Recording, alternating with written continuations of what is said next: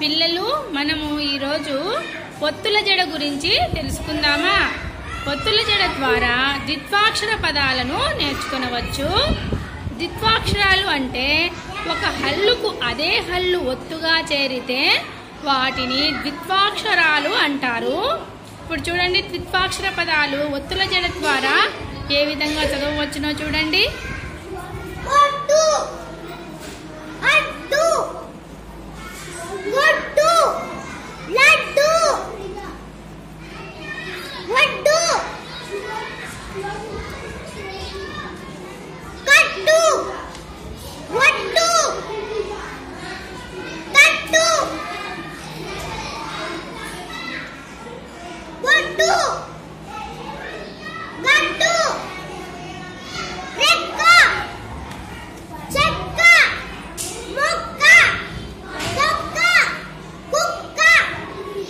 Very good.